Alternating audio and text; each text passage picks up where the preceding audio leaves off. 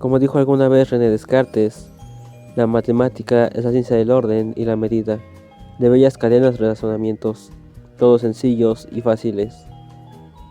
En esta línea del tiempo abarcaremos desde los cimientos del cálculo, los hombres que ayudaron a su desarrollo y sus aplicaciones hasta el día de hoy. Antes de adentrarnos por completo al cálculo, debemos comprender sus antecedentes. En el 2000 a.C., los antiguos egipcios utilizaban los triples pitagóricos para medir los ángulos rectos al construir edificios y templos. Los matemáticos egipcios observaban las proporciones en los triángulos por medio de la observación intuitiva y no al cálculo exacto. Está claro que los antiguos egipcios conocían el significado de las proporciones y los números racionales. A partir de un documento histórico llamado el Papiro Matemático de Rhind, podemos conocer en profundidad cómo trabajan los antiguos matemáticos en algunos de sus primeros problemas escritos. Hay una tabla de referencia en el Papiro Rhind que enumera un tipo de fracción que los historiadores llaman fracciones egipcias. La tabla consiste en una serie de fracciones de la forma donde n se sustituye por números enteros impares entre 5 y 101. Los egipcios entendían que los números racionales tenían denominadores que eran múltiplos de números enteros y eran contables a mano, lo que significa que uno mismo podía contar todos los números de la tabla si es lo que quería. Los egipcios tenían una forma específica de expresar un número racional con números enteros, p y q. El número racional se dividía en fracciones unitarias que se sumaban. Ahora pasamos a un gran matemático griego, Arquímedes. Nació en Siracusa, una ciudad griega en Sicilia, alrededor del 287 a.C. Entre sus más famosos resultados están el cálculo del volumen y de la superficie esférica y el área del segmento parabólico. Arquímedes descubrió estos resultados usando métodos no rigurosos y después los confirmó con el método de exhaustión. En su trabajo, El método, Arquímedes escribió sobre su método de descubrimiento.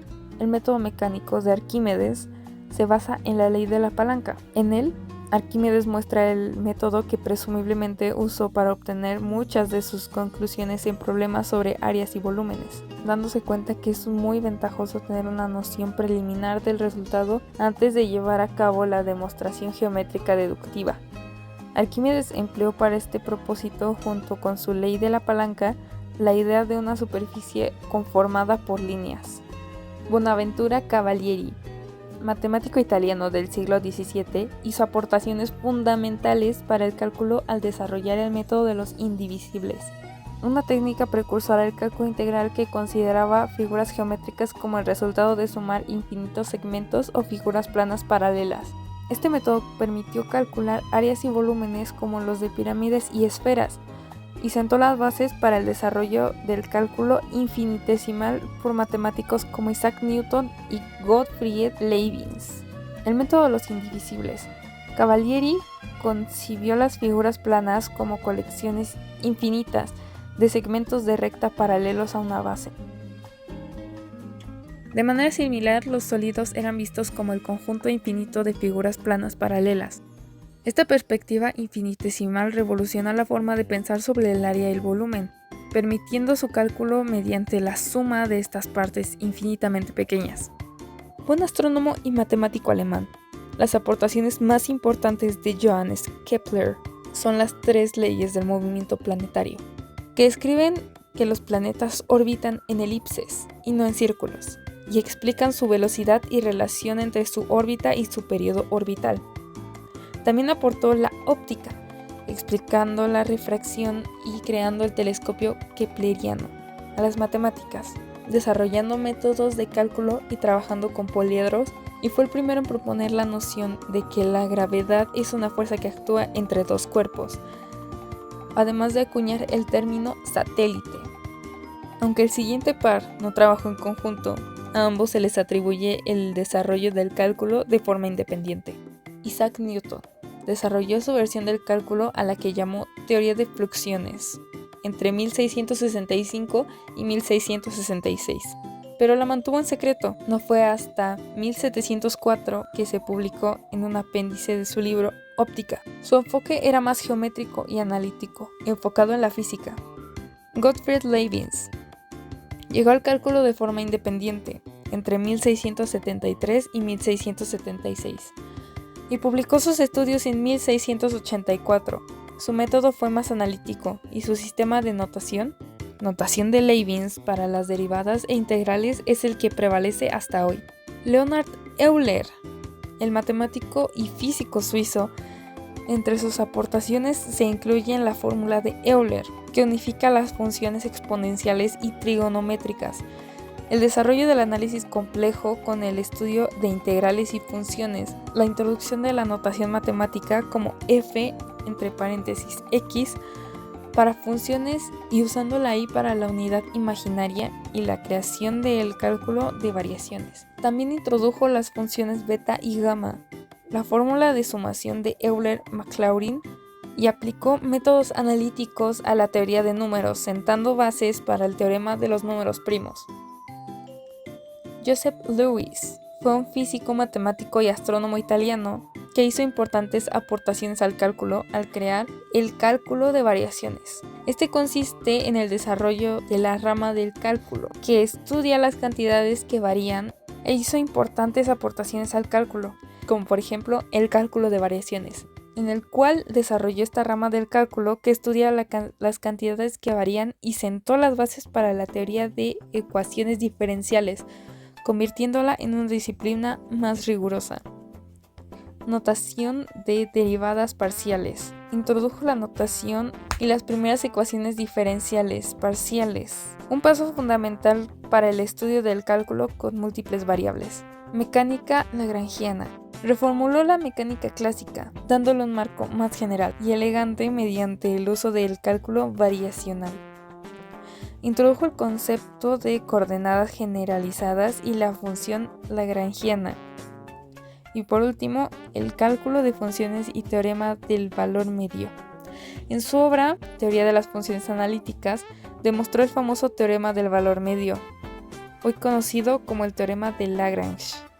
Austin Louis Cauchy, matemático francés. Aportaciones al cálculo y análisis. Rigor matemático. Cauchy fue el pionero en el uso de un enfoque riguroso y formal en las matemáticas, alejándose de la intuición y sentando las bases de la matemática moderna. Proporcionó definiciones precisas para conceptos fundamentales del cálculo, como límites, continuidad, derivabilidad, convergencia y divergencia de series infinitas. Teorema de funciones. Estableció las bases para la teoría de funciones de variables complejas, introduciendo el análisis complejo y conceptos como la teoría integral de Cauchy y las ecuaciones de Cauchy-Riemann. Series infinitas. Investigó exhaustivamente la convergencia y divergencia de las series infinitas, un área clave del análisis matemático. Bernhard Riemann fue un matemático alemán quien definió el concepto de integral como un límite de sumas, ampliando su aplicación, y el concepto de variedad de Riemann, que desarrolló la base matemática para la geometría diferencial y la teoría de la relatividad. La integral de Riemann. Definición formal de la integral. Riemann desarrolló una definición rigurosa de la integral definida, conocida como la integral de Riemann, que permite calcular el área bajo una curva mediante el límite de sumas de rectángulos. La ampliación del concepto. Esta definición amplió el conjunto de funciones que podrían integrar, consolidando la teoría del cálculo para funciones más complejas. En el siglo XX, el cálculo evolucionó con nuevas teorías como la integral de Lebesgue y el análisis no estándar. La rigurosidad de las matemáticas y la lógica, y el impulso de la invención de la computadora, que permitió resolver problemas complejos y desarrollar nuevas ramas como el análisis numérico. Este avance también se reflejó en la disponibilidad de las calculadoras electrónicas, que facilitaron el acceso al cálculo, transformando la educación e investigación científica. El cálculo en ingeniería se aplica para analizar, modelar y optimizar sistemas y procesos mediante herramientas como el cálculo diferencial e integral. Se utiliza para determinar fuerzas y deformaciones en estructuras, como en ingeniería civil, predecir el comportamiento de sistemas dinámicos en ingeniería mecánica diseñar sistemas hidráulicos, optimizar la eficiencia energética y modelar el flujo de tráfico. En general, el cálculo ayuda a los ingenieros a resolver problemas complejos, predecir resultados y garantizar la seguridad y eficiencia de diseños y construcciones. Igualmente se han desarrollado ecuaciones que relacionan una función desconocida de dos o más variables. Independientemente con sus derivadas parciales, se utilizan para modelar fenómenos complejos con múltiples variables cambiantes simultáneamente, como la propagación del calor, la dinámica de fluidos y las ondas. A diferencia de las ecuaciones diferenciales ordinarias, que involucran solo una variable independiente, las EDP son más complejas y requieren técnicas de solución específicas. Algunas de sus características principales son las distintas variables independientes. La función incógnita depende de más de una variable, por ejemplo, tiempo y espacio. Derivadas parciales. La ecuación contiene derivadas de la función con respecto a cada una de sus variables independientes. Modelado de fenómenos. Son fundamentales en física e ingeniería para entender sistemas que cambian múltiples dimensiones a lo largo del tiempo. Con esto podemos concluir que no le podemos atribuir la invención del cálculo solo a dos personas. Quizás Leibniz fue quien pulió el cálculo moderno, pero aún así hubo mucha gente involucrada en todo esto. Fue un proceso que llevó varios años. Incluso hoy se pueden seguir descubriendo cosas nuevas, o se pueden pulir conceptos viejos, pero eso es parte de la historia. Conocer el pasado para construir un mejor futuro. O he aquí otra frase: quien no conoce la historia está condenado a repetirla.